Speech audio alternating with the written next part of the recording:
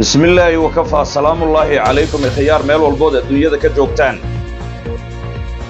10,000 oo qoys oo la dejinayo deegaanka jasiira ee gobolka Shabeellada Hoose state-ka Maryland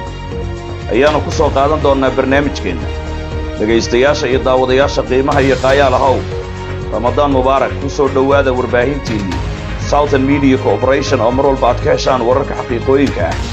siyaasadaha isdiidan iyo kuwa isogol ee sarasabaynaya geeska Afrika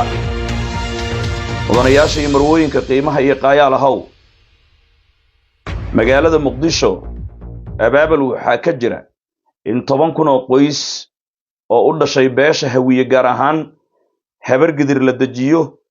gobolka Shabeellada Hoose khaasatan deegaanka jasiire ee ku go'an degmada Afgooye gobolka Shabeellada Hoose ee Maryland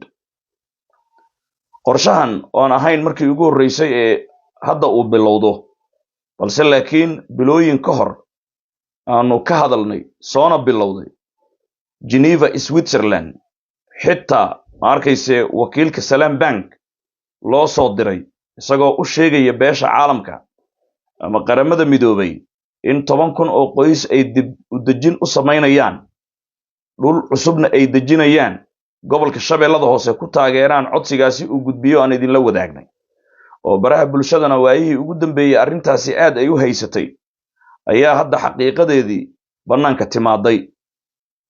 shirkadda Hormuud oo telefoonada Soomaaliya furaha dalka Soomaaliya ku shaqeysata oo hadda ay haystaan beesha hawiye gaar ahaan Duduble waxa ay gooyeen 10,000 oo markayse qoys boos ay degi karaan ama boosas ay degi karaan ayay ka diyaariyeen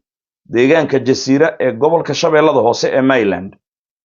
dadka la dejinayo ayay heshay jaamacadda SMC sirta ka dambaysa iyo sida loo dejinayo dadkaasi meesha loo soo wadaa waa dadkii xarumaha dawladda Soomaaliya ee cashuurta ummadda Soomaaliyeed mayga imxaaga lagu dhisay oo madaxweynaha jamhuuriyadda Soomaaliya xukuumaddiisa ay ka jajabisay oo u badan beesha habar gidir lagu qanciyay in la dejinayo meeshaasi haddaba sidee loo dejinayaa dadka waxaa la bilaabay in loo gooyo kaarar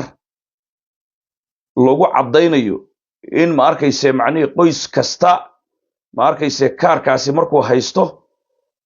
uu dhul ama boosas iyo deegaan uu ku leeyahay deegaanka jasiira ee degmada Afgooye gobolka Shabeellada Hoose ee Maryland kaarka ayaa lagu jarayaa laba qodob oo kala ah marka ugu horeysa yaa tahay xageed ka soo guurtay yaa tahay macnaheedu waxa weeye ma tahay ma arkayse dadka xarumaha dawladda deganaa ee beesha habar gidir ah waxaana kaarkaasi gooynaya shirkadda Hormuud dhulkana waxa ma arkayse sheegatay in Hormuud iyadu ay leedahay yaa tahay marka laga yimaado qof kasta waxa lagu diiwaan gelinayaa $5 oo lacagta Mareykanka ah oo uu ku mulkinayo deegaanka cusub booska laga siinayo qoyska haddaba dhacdadan ama arrintan ma ahan arrin dadku ay wada og yihiin dadku waxay wada ogaayeen in ma arkayse macnii 10,000 oo qoys la soo dejinayo Shabeellada Hoose qorshahaasi inuu socday laakiin qorshihii hadda ma arkayse waa u bislaaday dhammaan dadkii xarumaha dawladda laga kiciyay oo u dhashay beesha hawiye gaar ahaan hiraab habar gidir waxa loo sheegay in la dejinayo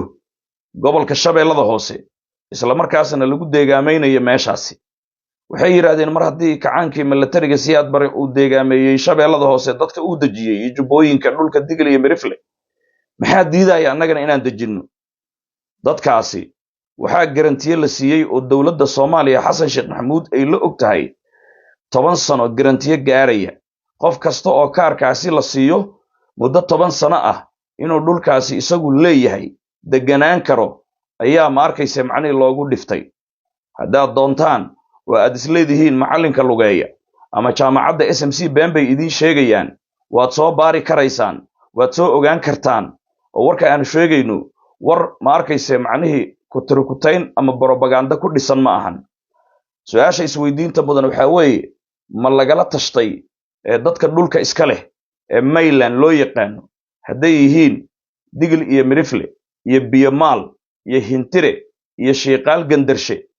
dadkaasi ma lagala tashtay su'aashaasi ayaad isweydiinaysaa iyo weliba dowladda baydhabo fadhida ee uu hogaaminayo cabdicasiis xasan maxamed laftagareen jawaabta aanu idin siinaynaa waxaa weeye walaa maamulka dowladda Maryland ayaan lagala tashan walaa dadka digil aw mirifle iyo biyamaal sheeqaal gandarshe iyo hintire ayaan lagala tashan sheekadan waxaa wata xukuumadda federaalka Soomaaliyeed oo fadhida villa Soomaaliya uu hogaaminayo madaxweynaha Soomaaliya Xasan Sheekh Maxamuud gacan yarihiisii xisbiga UPD ninka gudoomiyaha u ah lagu magacaabo Cabdiraxmaan Odowaa iyo weliba ma arkayse tiimka ku xeeran oo isagu mas'uuliyad dusha looga saaray in madaxweyne ku-xigeenna uu ka keeno ee koonfur galbeed Soomaaliya maamulka ka dhisan isla markaana uu deegaameeyo dadkii xarumaha dawladda laga jajabiyey ee u dhashay habar gidir guud ahaan hawiye marka dhagaystayaasha iyo daawadayaasha qiimaha iyo qayaalahow arrintu waa isa saar